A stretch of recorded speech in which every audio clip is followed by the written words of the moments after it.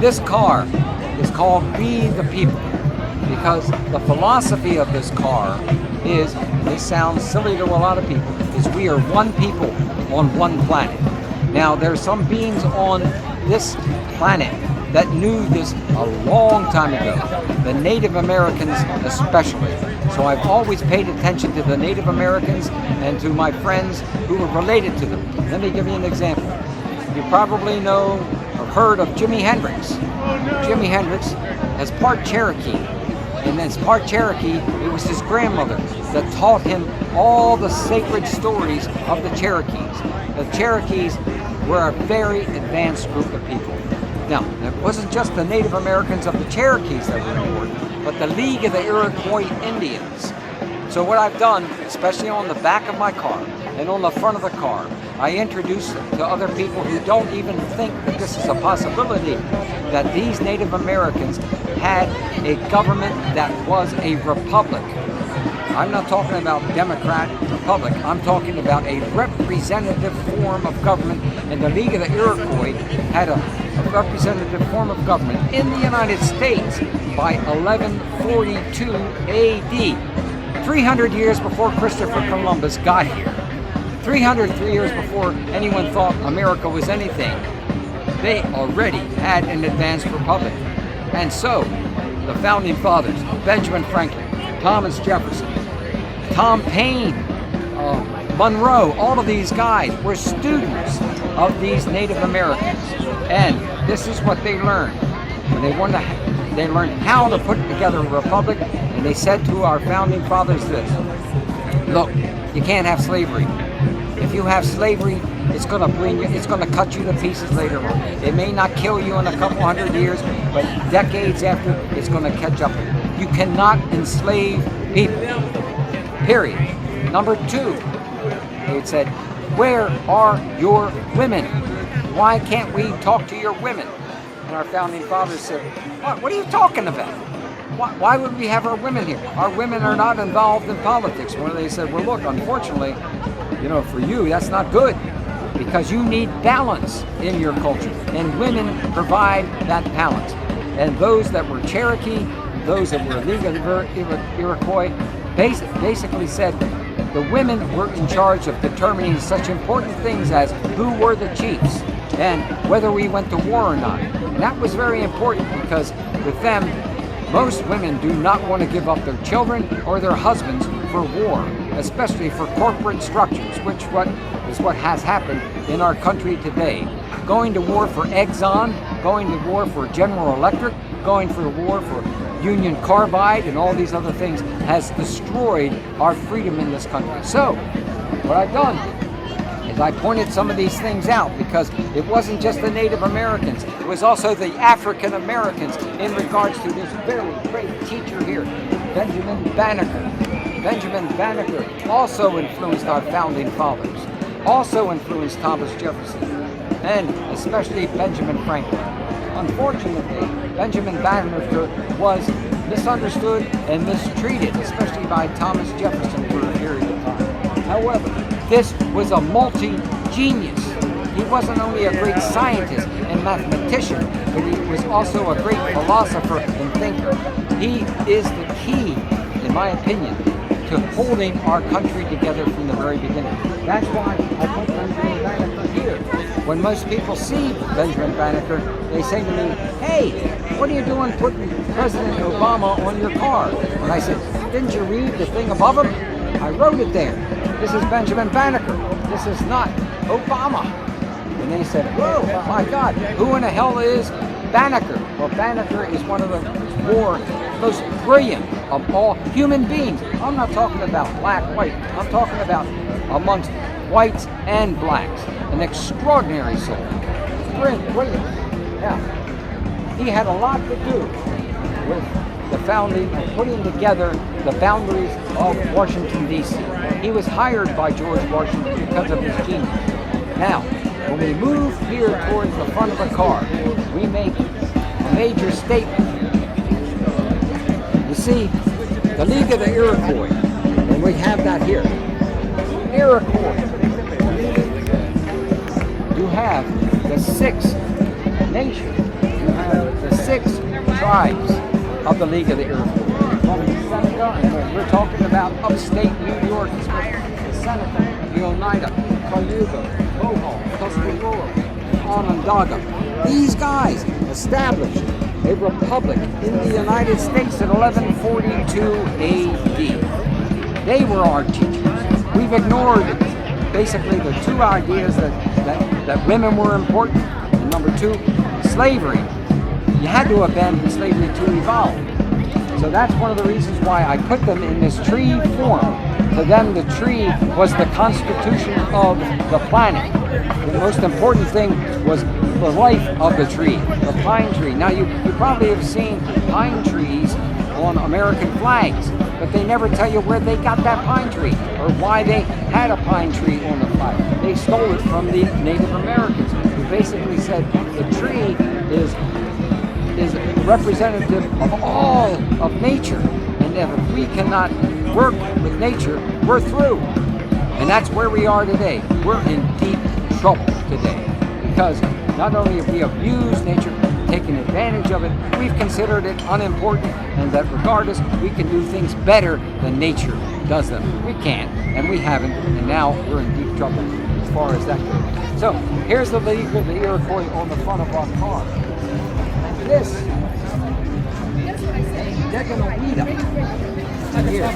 This was their spiritual teacher, Deganawida. This is the symbol of the League of the Iroquois. The 5 different tribes making up the League of the Iroquois, which later on became the 6 different tribes. The Seneca over here. Look at this flag. This is the flag dealing with it's called the meteor flag. This flag, our flag carries a lot of important symbolism that most people don't understand.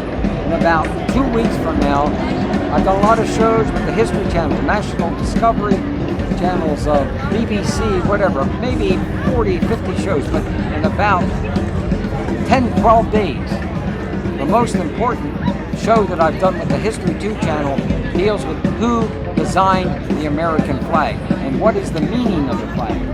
That's one of the important reasons that look at the flag here. Look at the stars. They're not just, they're stars that are vibrating. They're stars that are saying they are teachers. They're living beings within the Cherokee and the League of the Iroquois. All things have a spiritual being. Stones, we're standing on here. Of course, all vegetation. All things have a spirit. And that you can work with that spirit and elevate your consciousness and awareness, or you can destroy it and destroy your life. And that's what we're unfortunately moving towards today. So you have the Seneca tribe here, the Oneida tribe here. One of the most important symbols for the League of the Iroquois and all native tribes is the eagle.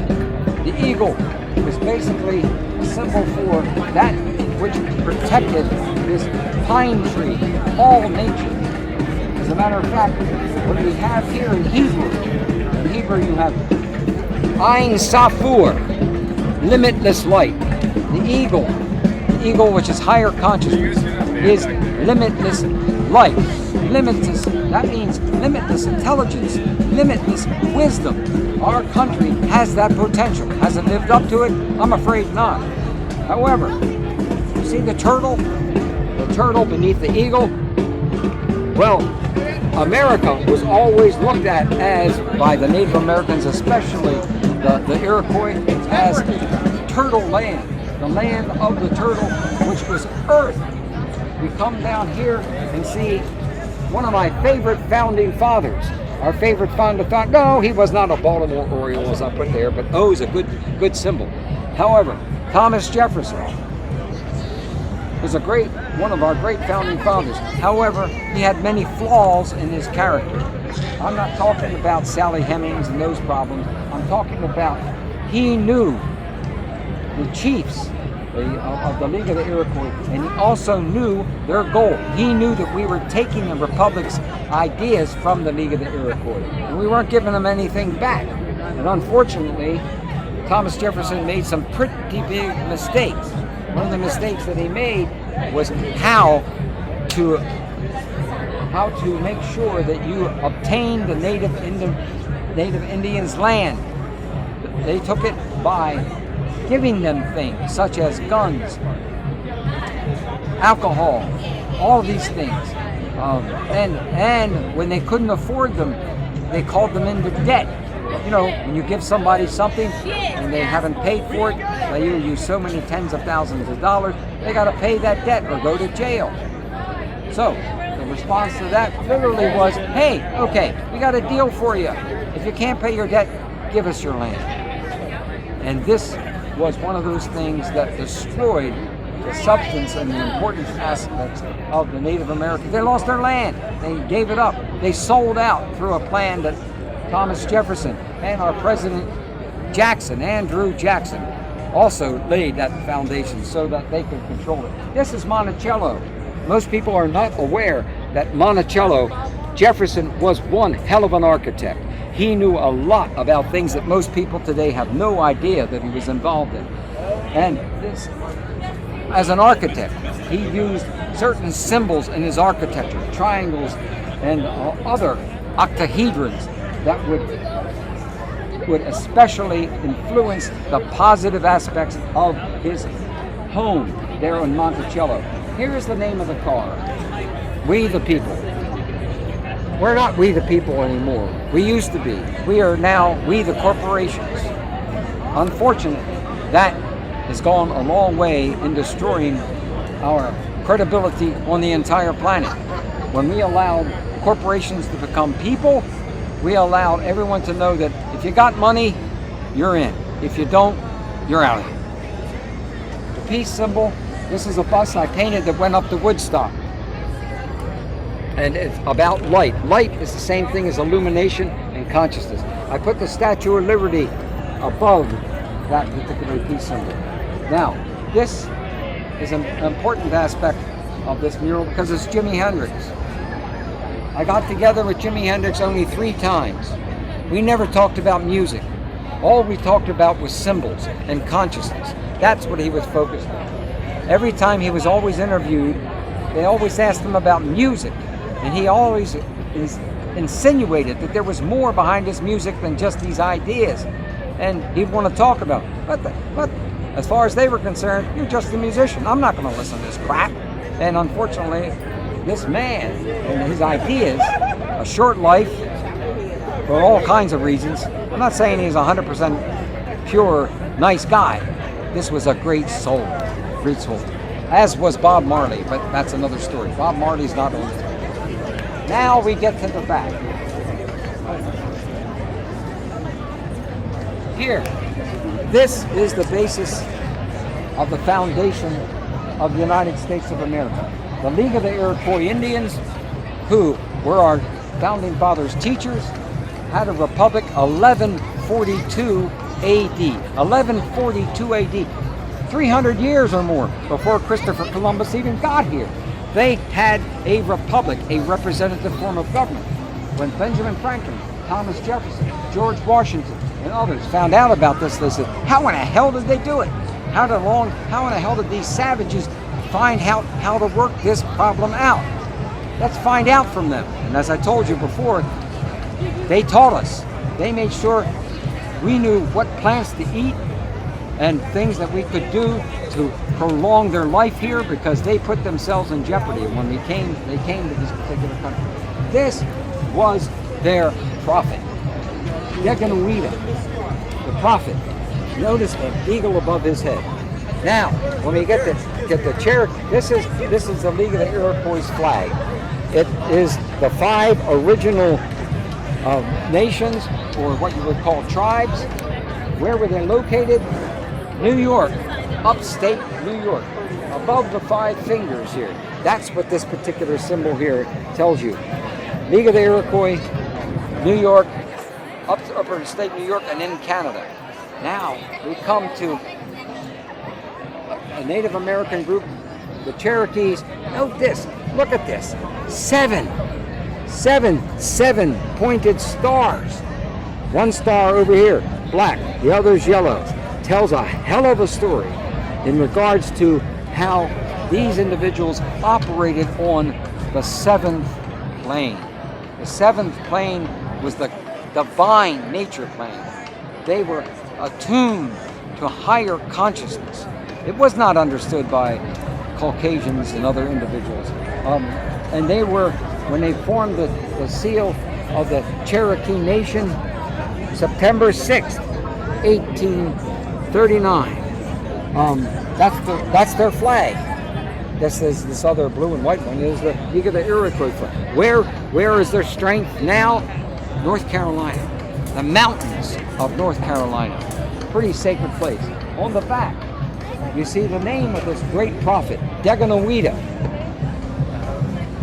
You see, this is a car we usually operate under using biodiesel fuel. These 5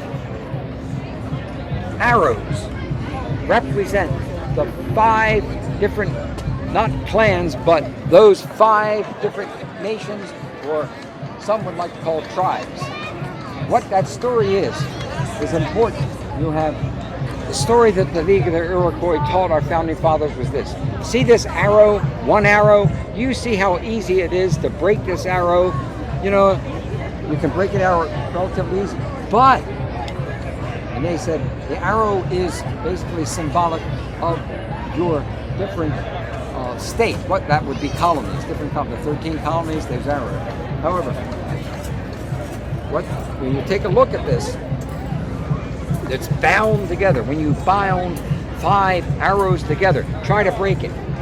The idea behind this, the philosophy behind this, is if you guys can join all 13 colonies, then you can succeed. You will have the power to continue. And that was really key. You know, there was a wonderful series on PBS not too long ago on John Hopkins, a couple of years ago, and he kept using this symbol here. He kept talking about it. But one of the things they didn't talk about, because you got to remember in all these different PBSs and history channels and discovery channels, unfortunately they have their own biases. They didn't tell anybody that Native Americans taught Sam Adams, John Adams, Ben Franklin, George Washington about what this symbol is. So, I put my little Maryland flag here because I'm on fish. You know, we're having a serious problem in the Chesapeake Bay here, and it's part of the problem of absolute pollution that's been going on for generation after generation. And unfortunately, the corporate structures are preventing us from making any big changes in how to protect our water, because they're involved in making money in various aspects. From nuclear energy, you need water for nuclear energy. That's a big problem. This is a great deal of pollution because of that. When you come to this side, you find the Liberty Bell. You find this reverse of the Great Seal, eye in a triangle. The eye in the triangle is the supreme being, divine consciousness.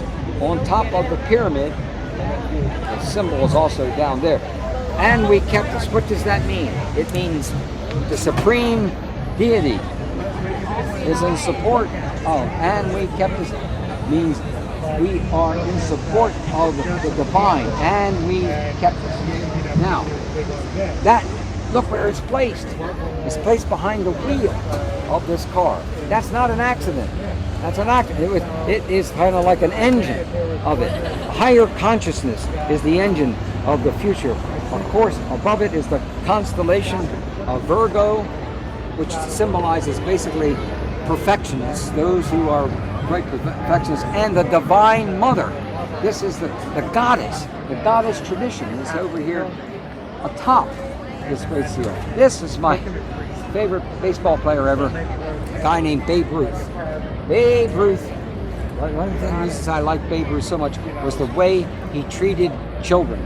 Most people are not aware that, and he hid this. Babe Ruth used to travel out into the country with his driver to all the different places where children had no parents. Children were either ill, dying, and he would make promises to them. Now, I'm sure most people are aware of and heard that story that they think it's just a story, but it's not. Well, it is a story, but it's a true story, and that is a child who had cancer and was in the process of maybe passing on into the divine world, said to him, hit me a homer today. Well, he did that. That's what he did for many children. This guy loved children. He didn't want anybody to know how much or where he was, because the media was following him all around the United States. He was not interested in their knowing how important children were to him and the rest of the world. That's why I loved him. It's called what Jesus Christ is all about: unconditional love. That is one of the hardest things to accomplish, but that's why Jesus Christ is Jesus Christ. It was a hell of an accomplishment, and I'm sure he would not like me to refer to it that way, but look, I'm going to do my best. I'm just a student. So, Benjamin Banneker and all these other symbols here are all talking about the most important thing, and that is we are one people on one planet. We need to move. I'm not talking towards a one world government.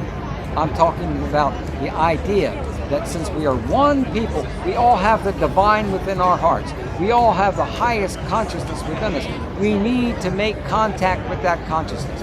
And there's an easy way to do it. It doesn't cost any money. You don't need anybody in any religion to teach you this. And that is number one, meditation.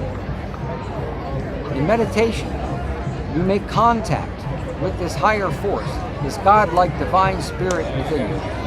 Prayer is you speak with that divinity. You make conscious efforts at trying to discuss the importance of world brotherhood through and world sisterhood through that. The third aspect, so you got meditation, you got prayer. Meditation is listening to the divine source. Prayer is talking to the divine force. And the third part is the most important part. Service to others, helping others. We are our brother's keeper. We do need to look out for others who can't make it. That's what Jesus Christ would do. And that's why he was superlative. And that's unfortunate that we have today amongst the fundamentalists are trying to say, hey, Jesus isn't that way. That's not what Jesus is about. Jesus he favors those that are rich. Holy cow. This is a total reversal of everything about this great soul on this planet. Also, they do not think that it's necessary to be able to love unconditionally. They're wrong. And unfortunately, they are almost dominant in the United States of America. President Obama has made some mistakes, but President Obama has opened up the possibility that this country will return to looking out for others and not just for themselves, because we are moving towards a corporate state, and if it's totally manifest, we are no longer a free people. We must do what corporate structures tell us to do because they're giving us the jobs. And if as far as consciousness goes in, if you don't have jobs and you don't have money, what are you? Lord Jesus Christ wouldn't think that that's important at all. It is service to others, and especially turning the other cheek. What's the use of retaliation? What's the use of vengeance? Love does conquer all. The Beatles were right, but the Beatles took it from other great teachers. That's why I painted this car. I painted this car as a billboard, so that when other people saw it, eventually they would look at it and say, hey, there's still something positive about our nation. We must rediscover it. It may take us decades, it must take us hundreds of years, but eventually we are going to become one people on one planet. It doesn't mean one government, but we will be able to respect one another. That's what my artwork always is about, and this is a floating boulevard. Not boulevard. This is a bulletin board. Bulletin board that I can ride around whatever state I'm in and tell that story. One of them. But this is one of the first times I have been allowed. I've done scores of shows with National Geographic or History or Discovery or you name it. I mean, all of those shows. However, they never allow me to talk about the League of the Iroquois. They never allow me to talk about the Cherokee and that. And for that, I am not happy because I'm always cut off there. Maybe sometime in the future, we can change that. Maybe what we're doing here and talking about this now on camera, that it's recorded somewhere so it won't be forgotten. That if they put an end to my life, because you got to look out, this is not, they are not friendly towards people like myself. Artists, to them, are easy to get rid of, and they have done it in the past, and they will continue to do it.